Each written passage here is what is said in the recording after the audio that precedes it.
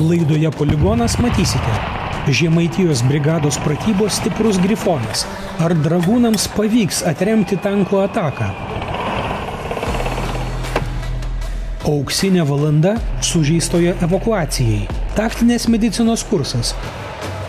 Kaip mokomasi įgūdžių suteikti pirmąją pagalbą ekstremaliomis sąlygomis.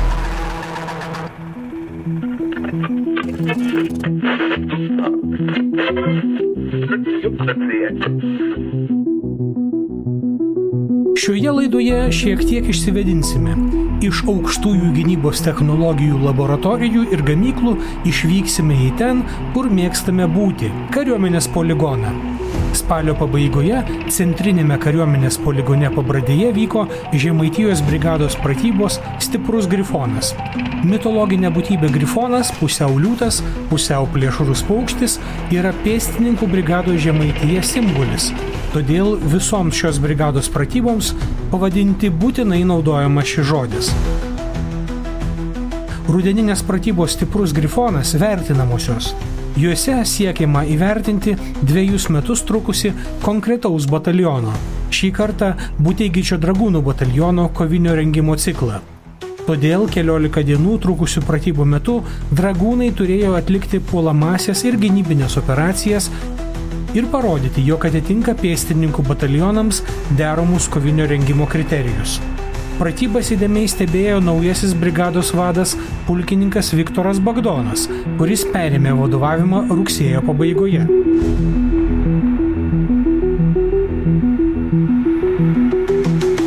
Iš tikrųjų buvo labai nesunku grįžti į brigadą ir niekas nesakė prieš 4 savaitės sveiki atvykę į brigadą ir visur išgirdau sveiki sugrįžę, kadangi 2 metus vadovau dragūnų batalionui nuo 2015 metų ir nuo 17 iki 20 tarnavau šitos brigados štabo viršininku.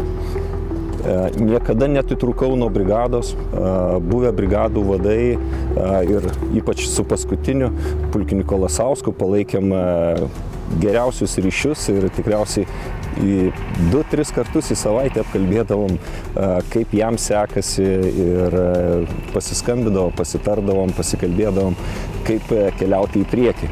Tai jutausi nuolatinis brigados karys.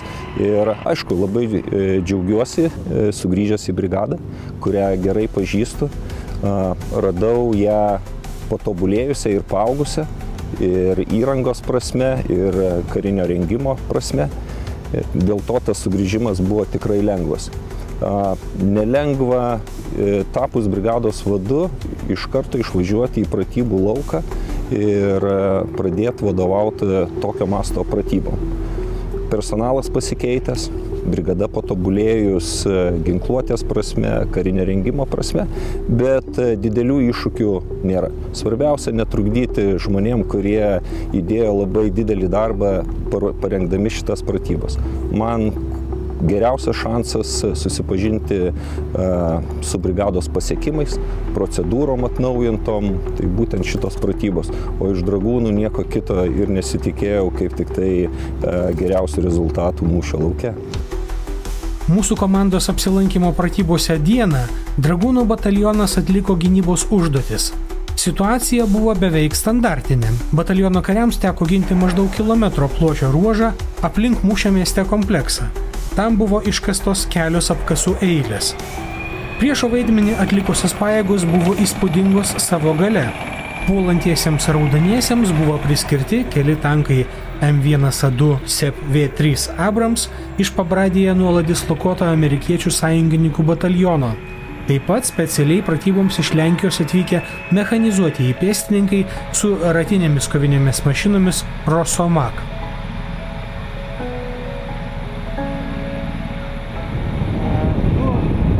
Abrams tankai, o šiaip jų čia yra visas būrys. Va, visiškai šiuo metu matome dar vienas iš savo priedangos išvažiuoja Abrams tankas į vakarus nuo manęs. Tai tankai negali veikti savarankiškai, jie būtų lengvai sunaikinami. Todėl į paramą jiems atsiųsti pėstininkai. Ir čia mes matome visą būrį Lenkijos pėstininkų, kurie jau išsilaipino iš transporterių Rosomak. Ir mes čia matome 1, 2, 3, 4, 5 Rosomakai, kurie išleido mažiausiai 30 karių. Ir tie kariai saugo tankus šiuo metu esančius puolime.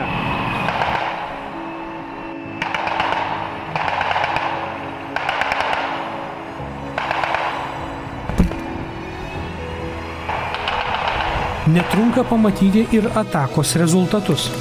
Nusiėmę šalmus pareina 10 Lenkijos pėstininkų, akivaizdu, kad jie nukauti ir ataka baigta. Besiginantis dragūnai priverčia apsigręžti ir ant kalno užkopusius Rosomakus. Tankai Abrams sustoja, aišku, kad raudonieji turi persigrupuoti.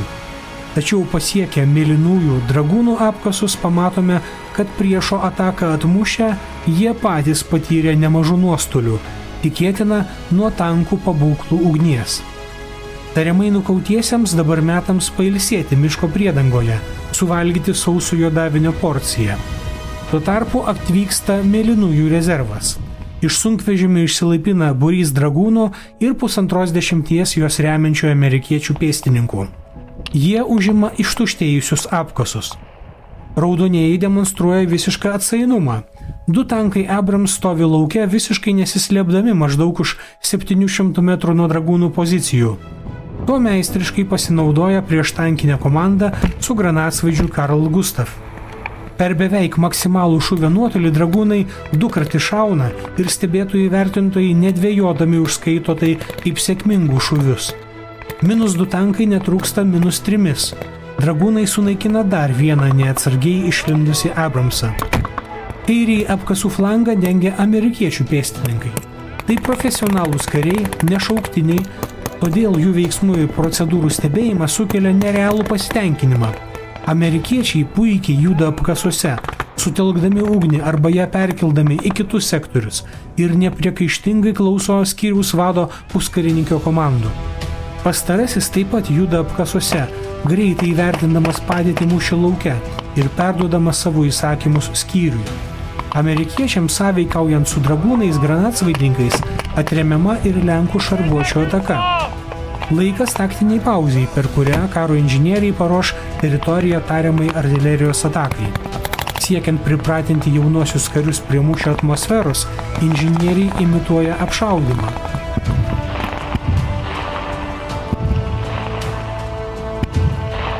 Nugriaudėjus sprogimui, atėjo laikas tariamųjų sužeistųjų evakuacijai. Keleto Lietuvos karių laukia įspūdingas pasiskraidimas sraigtasparniu iki pirminės medicininės pagalbos punkto. Tariamai sužeistiesiems pagalbą suteikia amerikiečių karo medikas. Jie surūšiuojami pagal sužeidimų rimtumą. Pirmuosius medicininės evakuacijos sraigtasparnis paims sunkiai sužeistuosius. Netrukus atskrenda Lietuvos karinių oro pajėgų sraigtasparnis Airbus ES-365 Dauphin.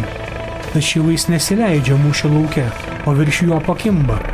Pasinaudodamas specialia gerve, iš sraigtasparnio nusileidžia gelbėtojas ir prikabina pirmąjį sužeistąjį. Pakeltas aukštyn sužeistasis paguldomas į kabiną, o gelbėtojas netrukus nusileidžia antrojo kario. Pasiėmę 2 sužeistuosius, pilotai skrenda į medicininės pagalbos punktą, vadinamąją Rolės 1 ligoninę, kur sužeistųjų būklė bus stabilizuojama. Sraigtasparnio pilotai grįžta dar 2 kart, kaskart evakuodami po 2 sužeistuosius. Suprantama, tokia operacija įmanoma tik žinant, kad priešas neturi galimybės atakuoti sraigtasparnius. Tai vienas iš pratybų sąlyginumų, tačiau kariams būtina matyti tokias operacijas ir pagal galimybės juose dalyvauti. Viena pratybų diena būtent ir buvo skirta medicininiai evakuacijai iš mūšio lauko. Pagal scenarijų, pirmąją pagalbą gavę ir stabilizuoti kariai buvo gabenami į 3-osios Rolės ligoninę – Santaros klinikas Vilniuje. Lietuvos kariuomenės karo medicinos tarnyba neturi 3-osios Rolės ligoninių ir šį vaidmenį turi atlikti mūsų šalies civilinės medicinos įstaigos. 2023-aisiais į karinių pratybų scenarijus pirmą kartą buvo įtrauktos Kauno klinikos, šiemet atėjo eilė Vilniaus medikams. Pirmuoju pratybų etapu buvo imituojamas sužeistųjų atgabenimas karo medicinos tarnybos automobiliais. Jie ligoninę iš Pabradės pasiekė maždaug per valandą. Santaros ligoninės priėmimo skyriuje tariamai sužeistųjų priėmimas vyko drauge su įprastomis kasdienėmis operacijomis. Karo medikai atlydėję kiekvieną sužeistąjį paaiškindavo anamnezę ir perduodavo sužeistuosius į civilių medikų rankas. Toliau jau klinikų medikai organizavo sužeistųjų gydymą. Antruoju etapu buvo mokomasi pristatyti sužeistuosius oru. Žemaitijos brigadai tądien talkininkavo iš Latvijos atskridęs Jungtinių Amerikos valstijų kariuomenės sraigtasparnis UH-60 Black Hawk. Karo policijai uždarius eismą, sraigtasparnis leidosi transporto žiedę prie Santaros klinikų. Ši vieta nuolat naudojama leistis Lietuvos kariuomenės ar pasieniečių sraigtasparniams, kai medikai prašo pagalbos atgabenti donorų organus transplantacijai. Tačiau galingas juodasis vanagas čia leidosi pirmą kartą.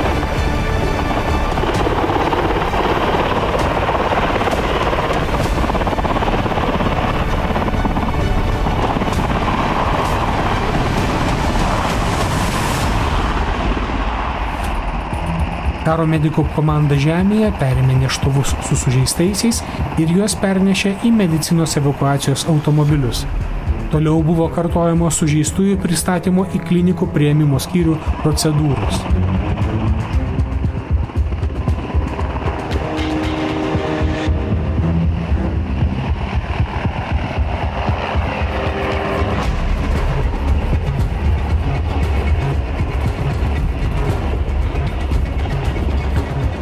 Po neilgos reklamos matysite.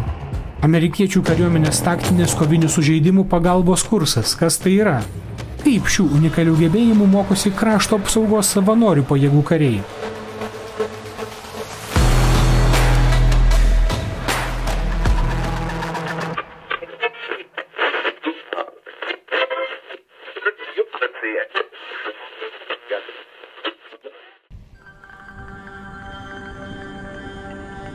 Šių laikų karo medicinoje galioja auksinės valandos principas. Laikomasi požiūrio, kad esant dabartinėms gydymo technologijoms ir priemonėms, egzistuoja nemaža tikimybė išgelbėti sužeisto kario gyvybę, jeigu pavyks pristatyti jį į gydymo įstaigą per valandą. Tačiau egzistuoja būtina sąlyga, kad sužeistajam bus suteikta būtinoji pagalba, dažnai tiesiog mūšio lauke. Nuolat kariniuose konfliktuose dalyvaujančių Jungtinių Amerikos valstijų kariuomenė ištobulino pirmosios pagalbos sistemą, kuri vadinama Tactical Combat Casualty Care, tai yra taktinė mūšio pagalba sužeistiesiems. Kariškiai šią sistemą taip ir vadina TCCC arba TCCC. Tai įgūdžių ir priemonių sistema, kurios tikslas sustabdyti kraujavimą, užtikrinti kvėpavimą ir paruošti karį transportavimui į medicininės pagalbos vietą. TCCC sistema pagrįsta būtinų veiksmų seka, kuri taip pat įvardyta žodžių santrumpa MARŠ. Išvertus į lietuvių kalbą, tai veiksmai susiję su sužeistojo stipraus kraujavimo stabdymu, kvėpavimo takų kontrolė, kvėpavimo palaikymu, kraujotakos užtikrinimu, apsaugojimu nuo hipotermijos ir galvos traumų pasekmių kontrolė. Praktika rodo, kad greitai ir kvalifikuotai atlikus šią veiksmų seką, vadinamąjį MARŠ algoritmą, sužeistojo būklė leis jį sėkmingai transportuoti į jau rimtesnės medicininės pagalbos vietą. Amerikos kariuomenės turima patirtis rodo, kad TCCC įgūdžių turintis karys patyrė sužeidimą pats gali savo padėti išgelbėti gyvybę. Pavyzdžiui, per minos sprogimą patyrė sužeidimą, savarankiškai užveržęs turniketą ant kraujuojančios galūnės, jis gali sutaupyti gyvybiškai svarbias sekundės. Tas pats taikytina ir kitiems kariams. Juk stipraus arterinio kraujavimo metu žmogus per 40 sekundžių gali prarasti litrą ar daugiau kraujo, prarasti sąmonę ir tada jau mirtinai nukraujuoti. Karo Ukrainoje patirtis rodo, jog tūkstančiai karių gyvybių buvo išgelbėta nes kariai turėjo kokybiškų turniketų ir mokėjo juos užveržti savo arba sužalotiems kovos draugams. TCCC mokymams būtina ne tik metodika, bet ir specialios priemonės. Be medicinos priemonių, tokių kaip turniketai, įvairūs tvarsčiai, pleistrai, mokymams naudojami ir realistiški žaizdų, nudegimų, nutrauktų galūnių muliažai, per kuriuos rykšta dirbtinis kraujas. Pažengus kursams, siekiant realistiškumo, naudojamos netgi galvijų žarnos ir kraujas, kad kariai išmoktų suvaldyti savo reakcijas dėl stiprių natūralių vaizdų ir kvapų. Taip pat mokymuose pasitelkiami aktoriai, pavyzdžiui, realių amputacijų patyrę kariai veteranai. Suteikus pagrindinius įgūdžius, mokymai perkeliami į padidinto streso aplinką, mūšio lauką, tamsias, dūmais užtvindytas patalpas, kur maksimaliu garsu skamba mūšio, sužeistųjų kliksmų fonogramos arba sunkiojo roko muzika. Lietuvos kariuomenėje TCCC sistemos mokymai iki šiol vyksta ne taip greitai ir plačiai, kaip galėtų.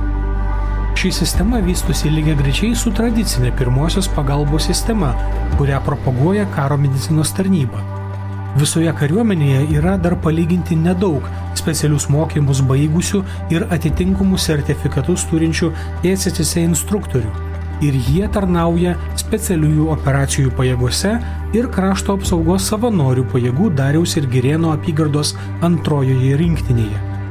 Dėl specialiųjų operacijų pajėgų slaptumo reikalavimų ir kitos specifikos, vienintelė vieta, kur galima išklausyti TCCC kursą, yra krašto apsaugos savanorių pajėgų antroji rinktinė. Kodėl taip yra, mes atsakymo neturime ir kol kas nesutikome žmogaus, kuris būtų įgaliotas tai paaiškinti. Tačiau savanorių pajėgų rengiami kursai labai paklausus, į juos veržiasi klausytojai iš visos kariuomenės. Krašto apsaugos savanorių pajėgų instruktoriai labai atviri bendradarbiavimui ir TCCC kursuose nuolat būna ir karo medicinos tarnybos specialistų. Sužinoję apie eilinį kursą, nuvykome į Kauną, kur vyko šios mokymo programos baigiamoji fazė – kurso klausytojų praktinis žinių patikrinimas. Tai šiandieną matote taktinės medicinos kursą skirtą šauliam gelbėtojam, pėstininkam gelbėtojam ir panašios kompetencijos kariams. Šiaip iš viso tai jisai kaip ir tinkamas ir rekomenduojamas praeiti visiem kariam. Mes dirbame pagal amerikiečių programą, visa medžiaga kurso, visa programa yra būtent ta pati TCC, taip galima pasakyti, kurso programa, tiesiog mes esame išsivertę. Vertinimai visos sistemos, visa tvarka yra lygiai taip pat iš amerikiečių paimta, o pats kursas yra registruojamas būtent jų amerikietiškoje sistemoje. Yra naujausias kursas, jisai yra pastoviai atnaujinamas pagal gaires, pagal amerikiečių pateikiamą informaciją. Taip pat yra nemažai praktikos, stengiamasi kiek įmanoma daugiau dirbti su realiom priemonėm. Tai siekime išmokyti bent jau tų pagrindinių įgūdžių. Šiaip marčo algoritmas, atlikimas marčo, toliau supažindinam ir mokiname 3 fazes, kuriuose yra teikiama pagalba. Įgūdžiai tie patys turniketo uždėjimas, tamponavimas, kraujavimo stabdymas išjungties vietų, kvėpavimo takų užtvirtinimas, apžiūrėti, atpažinti sužalojimus krūtinės ląstoje, atpažinti, suteikti pagalbą šoko atveju bei hipotermijos ir toliau visa kita seka. Medicininių žinių nereikia, šitas kursas yra skirtas ne medikams, tačiau būna atveju, kuomet į kursą atvyksta ir medicinį išsilavinimą turintys kariai. Iš vienos pusės jie būna lengviau, nes jie jau turi medicininių žinių, iš kitos pusės truputėlį sunku, kadangi dažniausiai, bent jau pas mus Lietuvoje, medikai dirba pagal truputėlį kitą algoritmą, tai yra ABCD arba CABCD. Tai jiems truputėlį maišosi raidelės ir yra sunku pereiti iš to algoritmo į marčo algoritmą. Tačiau visi puikiai tvarkosi, tai su mediciniu išsilavinimu tikrai nereikia. Kaip ir minėjau prieš tai, šitas kursas yra rekomenduotinas visiems kariam. Tai yra nesvarbu nuo jaunesniojo eilinio iki generolų.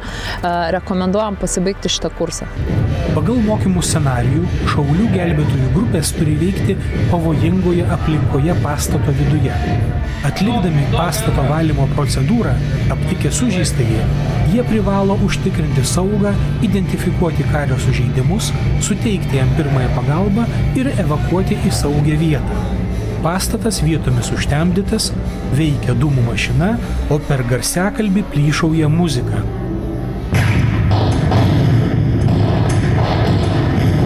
Taip, tai pas mus situacijos būna įvairiausios, kartais dirbame lauke, kartais dirbame pastate.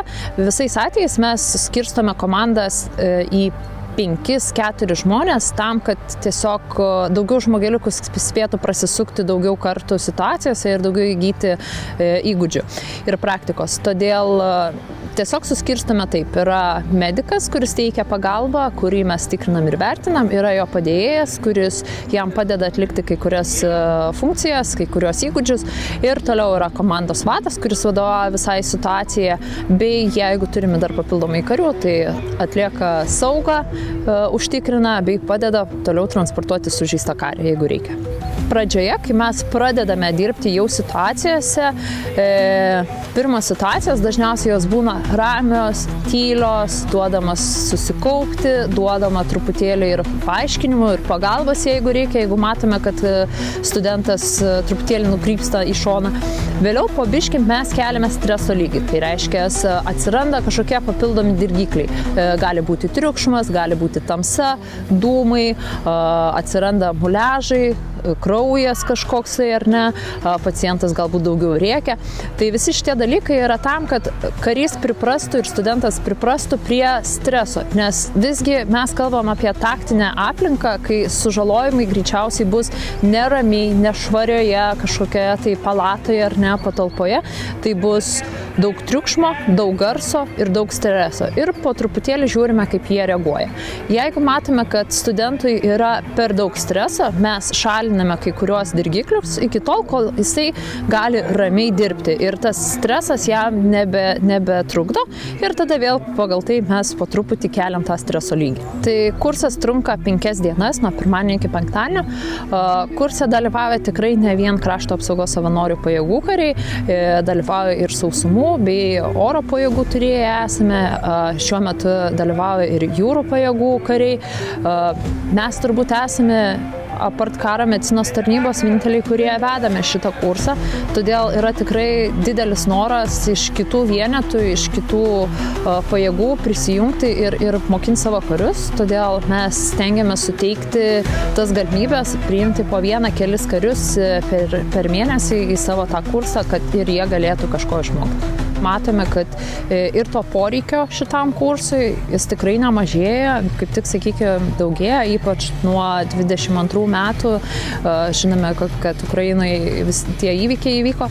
Tai nuo tada irgi labai atsirado vėlgi padidėjo tas mūsų kursų domėjimasis, kariai tikrai iš kitų vienetų prašosi, nori, būna pasikviečia ir į kitus tiesiog į mokymus, kad, sako, mums nereikia to sertifikato, mums reikia tiesiog žinių, ar galite atvažiuoti, ar galim pas jūs atvažiuoti pasimokinti.